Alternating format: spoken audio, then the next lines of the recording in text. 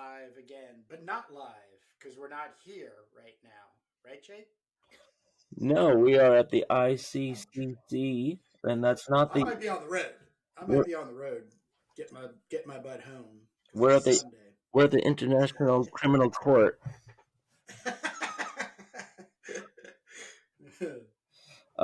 So we're doing the ICC, the Indie Comic Creators Con in New Haven, Connecticut, and we're just leaving this little taped edition for our listeners at home and viewers at home, so that you can see. So this is the day of, and you might be watching this. You might be watching this long after. We're making a post-apocalyptic science fiction comic book, Turbo Pit Fighter. I'm on page number 23. There's a lot going on here. They're about to blow up an orphanage and using radioactive hellfire. Um, and Kurt is working on a two-pager that's featuring Chromita. You can see that shiny metal robot, and it's coming out really interesting.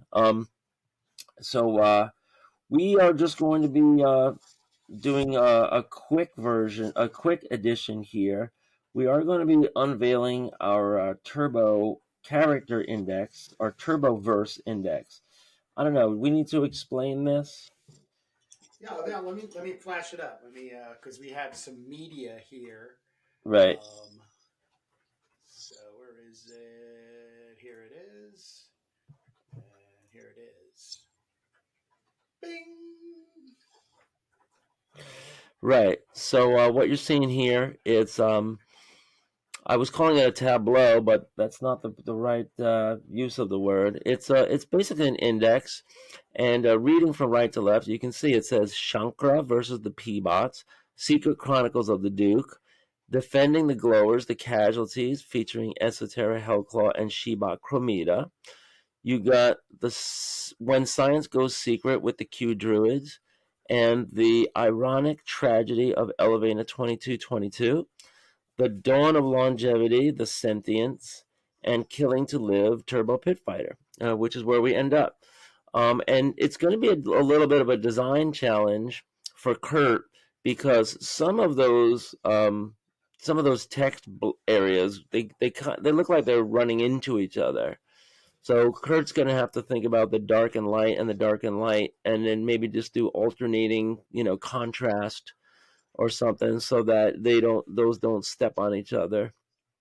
Um, Yeah. Yeah. but if you see all these little sections, what we're going to do is we're going to week by week, and this should only take 1, 2, 3, 4, 5, 6 weeks rather than 8, because Turbo Pit Fighter is the thing we work on every week, and the Casualties is a 3 character in 2 boxes kind of jumbo box, as you can see here. So maybe that gets confusing, but um, it'll also be better when Kurt introduces the separation lines. And I didn't do much with the pencils there because I don't know if he wants to make it a dark line, a light line, a mid-tone. And these are You're the giving me a lot of free reign, aren't you? well, a lot of decisions too. But Exactly. basically, all of those things, all of those. I mean, we're looking at tiles. We're looking at tiles, and yeah, Kurt might have to do some of this masking stuff that he's doing to make sure that one tile, just stands separate from the others. But Kurt, today we're going to zoom in on Shankara and the P-bot. Shankara. Shankara versus the P-bots. And if we're going to be switching to that, Shankara. Shankara There he versus the is. P-bots, right? So she's a character, and you can see there's a little spillover on the next box. Just ignore that. That's the Secret Chronicles of the Duke. But the one we're looking at, Shankara versus the Peabots, um, we're kind of squeezing two things in one. But Shankara is going to be a very kind of mystical, above the fray character. Her nickname is the Unseen Hand because she is going to intervene in the lives of Esoterra, Chromita, obviously, because she is how Chromita gets built. Um, she's going to intervene with the quantum druids because she's going to point baby Esoterra to the scientists so that they could rescue her from her crackhead suicide mom. And and of course she's at war with the Peabots, but it's not going to be a hot war. It's going to be a secret war or a cold war. I don't know what we're going to call it, but um, Kurt, to start off our timeline, do you know what year we kick off the story, or approximately what year or decade or era? Is it 2144? Right. Well, we're going to talk about some stuff in the 2100s, but yeah, like the mid 2100s. Shankara is going to be born. She's going to be a special, exceptional child because she's going to have like tapped into other planes besides this worldly plane we're on, even from a young age. And when she gets older, she's going to become a scientist. She's going to go to university, and she's in Sri Lanka. She's born in Sri Lanka, so she's in the India diaspora, and this is going to take the story over there, which should be interesting. We're going to just move our focus, but and there's some big spoilers here, Kurt. So because I need you to know this, but if someone's listening along at home, well, you're getting some inside line here.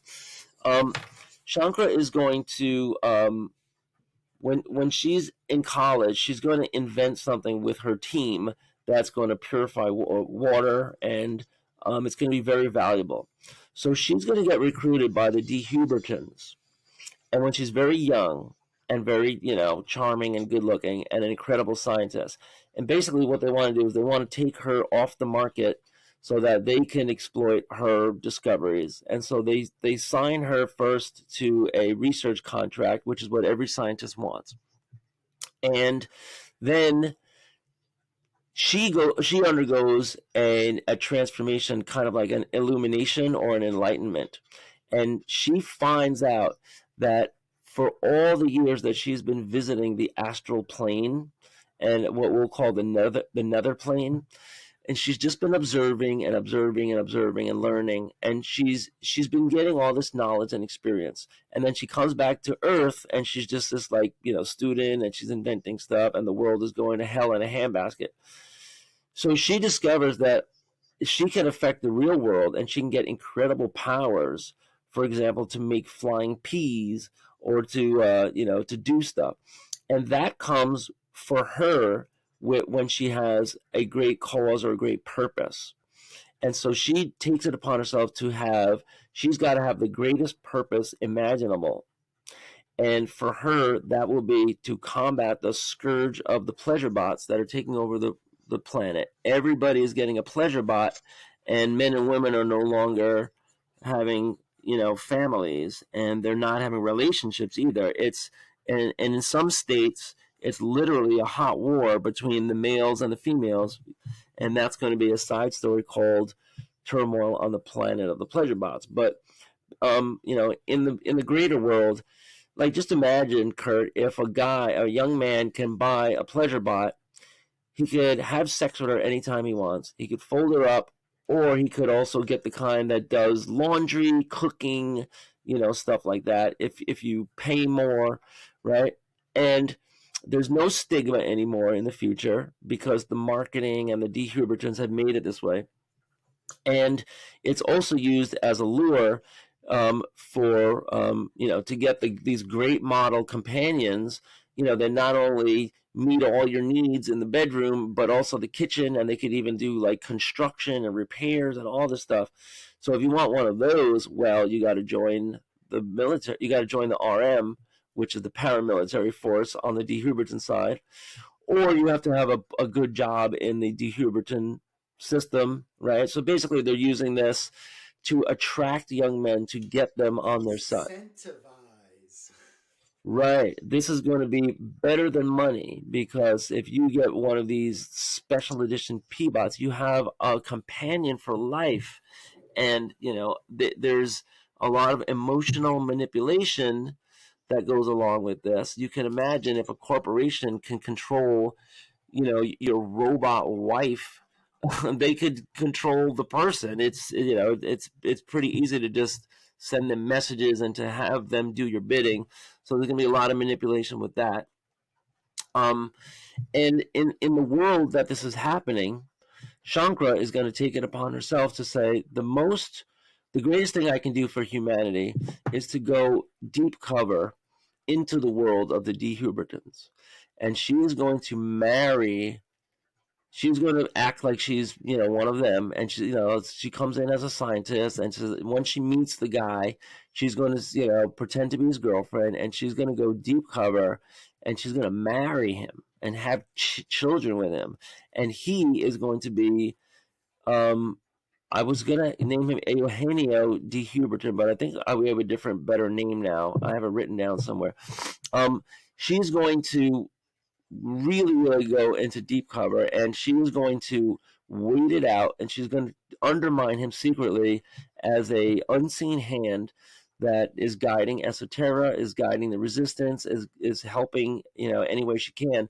But in the real world, in her day to day, she's the wife of this empire, and she's a De-Huberton, and she's doing terrible things, and she's raising terrible children, and all this stuff, all in order so that when the guy finally gets old and sick, she's in charge, and he signs everything over to her. He trusts her implicitly, and that's the day where she takes control of every pleasure bot in the De-Huberton universe, and that's when she can reprogram them and she can change everything, and that's going to be the incredible moment.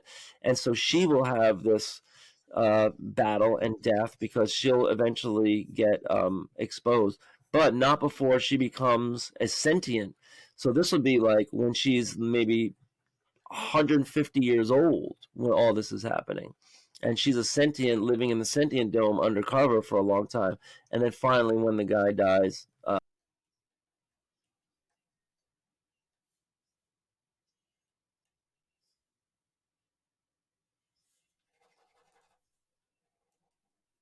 she's not gonna I don't see her having a comic. I don't see her having a 6 pager. I don't see her having a sequence.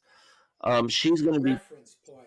well she's gonna be so you're gonna be able to read about her, and you're gonna be able to read about Shankara, the rise of the P-bots. And you can already read about this right now if you go to hellclaw.com/pbots. I think it's P dash bot,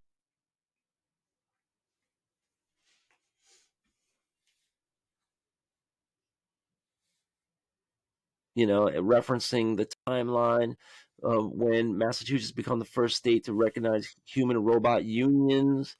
2082, Congress passes the the Bot Right Act, the Bot Rights Act of 2082, for national recognition of human bot unions, not just state based. Um, you go over, I mean, we have to think about the way that robots are going to change households, not just relationships between men and women, but how things work, who cooks, who cleans, who takes out the garbage. Will robots be doing this for the affluent? I think yes, Kurt, in the real world. I think 2082 in the real world, I think by then, yeah, we do have a lot of stuff like this. But But we're also going to be living a very different style of life. I don't think we're going to be subjectively living this domicile, is that a good word to describe it, kind of activity. I think there's going to be a lot more socialized, let's call it socialized integration. So even if it's like um, our own concept of like living on our own. Like I can't, I could not stop the moment you started saying like a Peabot could to basically be your mother and clean up after you, repair the car, and all this kind of stuff. yeah, It kind of goes back into this like kids living at home. So then you have the De-Hubertons own these huge housing complexes, yeah, that are massively easier to control, and all the people inside mechanizing wise. And it's a 1984 kind of thing where everything's provided for you, so because you're paying the subscription Right. because you're working for them on whatever levels and stuff like that. So yeah, I mean No, thank you. it's yeah, we're definitely getting into something that has way more um, Right. control over the entity of individualism. Right. It's if 2082, that's one thing. 2130, that's going to be another thing. Are we going to be living in apartments with electricity, are we going to buy houses?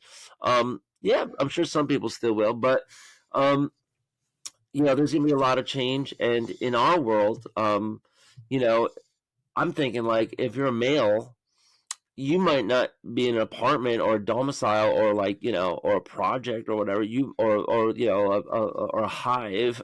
you know you're probably going to be in a barracks. If you're young fighting age and you're working for the De-Hubertons, you're going to either be one of these engineers, that goes and fulfills the life plan contract, or you're going to be, a technician that fixes robots, or you can be, like maybe like a tax collector or payment collector, all these kind of roles. But the robots are going to be handling a lot of the drudgery roles, and I can imagine entire factories where you have robotic parts and then you have human parts being replaced by robots. Like humanoid robots replacing the humans, and then the robots doing like the welding and stuff like that. So, we're headed to a far flung future, and we're thinking about a lot of this stuff. And when it comes to Shankara, there is already online pages and pages of reading. And the notes on the P-bots are in the same place for now, but eventually we're going to separate these. So there'll be the story of Shankara and her whole life story through the 150 years where she becomes a sentient, and then the P-bot story, which is going to spin off into this like war thing. And I have a couple of other character designs for that too. But there's a lot here now, and it goes on. How many pages are here? If you go to the P-bots Substack, you can see there's tons of reading here. Maybe like 15 pages of text there already. And yeah, we're introducing these characters, um, laying in wait for the day where we have artists ready to do 6 pagers, or laying in wait for the day when we're going to take this writing and start making zine pages out of it. That's going to be so fun, putting it together with illustrations and comic sequences and spot drawings and all kinds of fun graphics, and I could see this being Kurt, you have that Crom collected thing. It's like over 100 pages, and some are text pages, some are 140 pages of black and white yeah. goodness, sword and sorcery through and through. So we're heading for something like that, and right now we call it the End of the World Timeline. Doom Mag Substack. It is the prequel world to Turbo Pit Fighter. And it tells you how the world goes downhill, and we're trying to think of every category of how that could happen. um, and when it comes to robots, when it comes to housing, when it comes to jobs of the future, how that's all changed. It's all going to be different. So you know, um, this is what I love about sci-fi. It really gets you thinking um, about stuff that you might not be considering now, and how things are going to change after we're all dead. Everyone in this generation is gone, but humankind will live on, and technology will keep changing stuff. So I don't think I'm telling anybody stuff that you might have not considered as a general, wondering. But when it comes to laying this out in sci-fi comics, we got to keep changing, how that works. because we're making the comics, and the comics, the comics that came out 30 years ago, or the sci-fi stories, let's say Star Trek, they're getting credited with foreseeing, technology that we actually have now, and this is how it's always been with science fiction. You know, space travel, communication, Communication, yeah. transport. You I'm back? back. It's talking to me about picture-in-picture mode.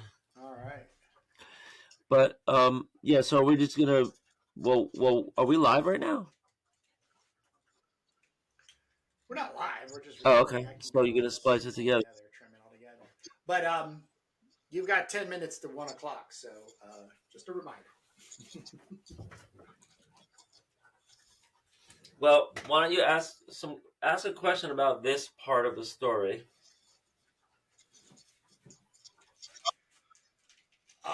Well, with Shankara, and I think the one question I do have outstanding is Shankara basically in poor storytelling descriptions kind of goes from a positive into a negative. Not a good person to a bad person, but just a positive influence from a positive position into a quasi semi hopeful positive into the negative situation, because she ends up entering the threshold of the De-Hubertons that are causing all of this post apocalypse that Turbo's world is It's really, yeah, it's really something that I thought about, because when we have a conflict, like let's say we have the Nazis in World War II, um, you know, our spies were really crucial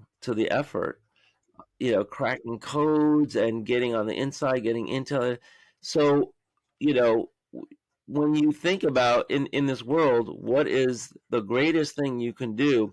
Because she comes to like this illuminated realization on the nether plane that because of who she is and her personality, her powers are only increased when she has a purpose of helping others, and right, because like like the Hulk. So Bill Bixby is up against the wall, and his eyes are turning white, but he's not turning into the Hulk yet. Why? Because it isn't until the guy's got the knife at the throat of the lady, that he has enough stress and enough, like, energy, emotional energy, that the transformation takes place. And so there's something there, like, when a mother sees her child pinned under a car, they'd say, well, she's got the power to lift it up. I was like, okay, maybe if it's a VW, but um, they talk about superhuman strength when you in the most extreme circumstance. when the when the Right. chips are So down. she discovers in another plane that her power comes from being selfless, and it gets into this Hindu Indian mysticism of old, where it's like, there's ethics and morality, and a god is for good and all that. But Well, please, if I can add, just I've been actually watching a whole bunch of things on Indian mysticism, if you will. But one of the principles is action and reaction, which is a global. It's not only just to Hinduism, but primarily all faith-based systems you need to adhere to. If you go out and do something negative, you're going to cause the reaction of negative. But some people are just pretty darn dense, so they never really kind of understand the implications of that system, and then therefore are stuck, in a repeat mode, and yeah. that's where a lot of sadness and Yeah, so destruction comes there from. comes, whenever anybody's undercover, there's always a balance they have to strike between being realistic in their undercover mode, and to be convincing versus not wanting to do anything bad. So you have the classic dilemma of the DEA undercover agent in, Yeah, is I was just embedded gonna with the say that. Medellin cartel, and they're like, here, do a line of blow, and the guy's like, oh Jesus, this is gonna mess up you know, my body. I'm gonna lose control. They can take my gun, they can do anything, and so what do you do? What do you do? Well, you got to play along, and sometimes you might even have to be an accomplice in a crime, just to be convincing. Yeah, That's happened too, in order so that you can, find out where the time and place is, all that kind of stuff. Um, yeah, so yeah, with Shankara, all that's going to come into play, and the she's going to have her dilemmas of when to intervene, when to not intervene. There's so much harm being done for decades until she, can one day, assume the mantle. And then when she does, she's going to blow her cover, and it's going to be in a blaze of fire. It's going to be like, is it gonna? Was it all worth it? Right, all that kind of stuff. But um, one weird thing is, if we do ever do some artwork of the nether plane, how do you even represent that? It's not humans, it's consciousnesses, and shape, shapes and forms. So I'm on the lookout. One day I might see an artist that has a painting style or some kind of like art style, and it's like abstract art. And I was like, hey, do you want to represent like the war on the nether plane when Shankara, her life strand is going to be doing battle with the life strand of her husband as they decide whose DNA is going to be dominant in their child, like that kind of stuff. And it could be a real like dance, or it could be a real sequential ballet of art, with all these meanings and everything. But then it has an analog, in the real world. But this kind of representative, world could be very, very interesting graphically. I don't even know. I'm just at the beginning of thinking about that. Um, but maybe somebody that like a cartoonist that like just has very weird, amorphous forms and shapes. I have Yeah, somebody in mind.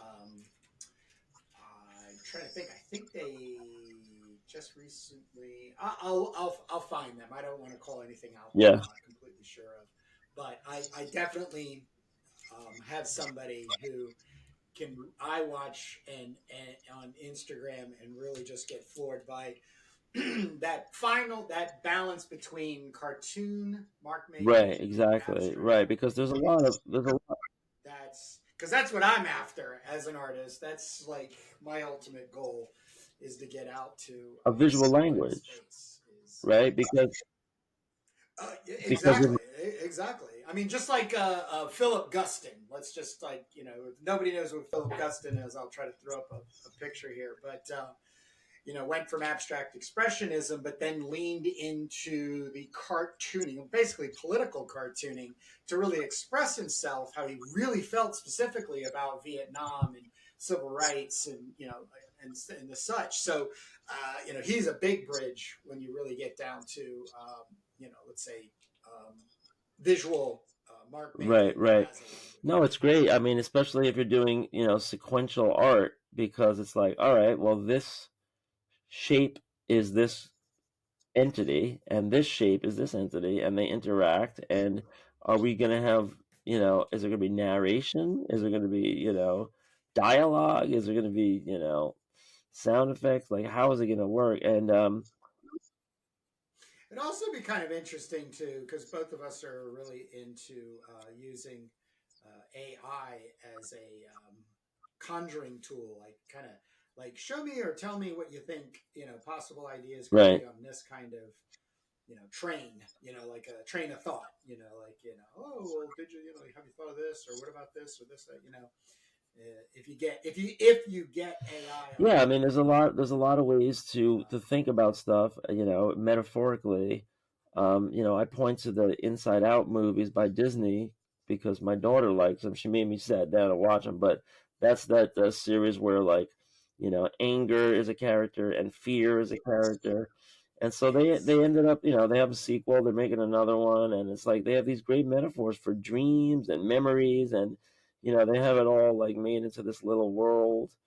This isn't the first time this has been thought of. There used to be a sitcom called Herman's Head that had kind of the same idea, but they have these really fun cartoon characters, and they all go through these the ups and downs depending on what the girl's doing in real life. And I think it's great. I think it's especially for kids to like understand their emotions and Yeah. understand we Yeah. the things that we can control and things that are just like inherently emotional. Yeah. Tough. Yeah. The tough emotional stuff. Right. Yeah, I totally agree with you. Give us more of that Yeah, kind of stuff, definitely. Izzy. So, is it Disney Pixar or the other one, DreamWorks? I forget, whatever, but people know what I'm talking about. One of those. Who Oh, knows? If you got kids, yeah, if you got kids or you're in right. animation. So we do have a hard break today. So we're gonna have to say goodbye. But thanks for listening about Shankara versus the Peabots. Next episode is gonna be about the Duke. And if anybody wants to read ahead, you can get on the slide. You can go to hellclaw.com/Duke, and you can read to your heart's content. There's got to be 3,000 words there by now. And so there's a lot of reading, a lot pages and pages of stuff to read. It's all in development, it's still being changed around, but we're going to be doing the Duke next time, and then we're going to get to all these characters and explain how they fit together, so that if somebody watched that segment in that episode, in this episode, and that segment in our next episode, and saw them all together, they would have a great understanding of the whole world. And that's what we're trying to build. So, folks, Ta-da! check out our regular Making Turbo Pit Fighter podcast. We're live on YouTube every Sunday. We're also on Instagram, but it's better to watch us on YouTube because you can see the whole screen. Check out our Comics That Influence series, also on our YouTube channel. And that's where we do flip throughs of amazing comics like this, and this, and this, and this, and this. And then check out our creator interviews. So that's our Indie Comics Exchange. And those are our 3 channels. Finally, our Doom Mag Substack for sci-fi readers. And you can see us here every Sunday live at around 10 o'clock. Thanks for viewing. Thanks for listening. What do you got there? Okay. Thanks, everybody. Cool. I'll see you next Sunday.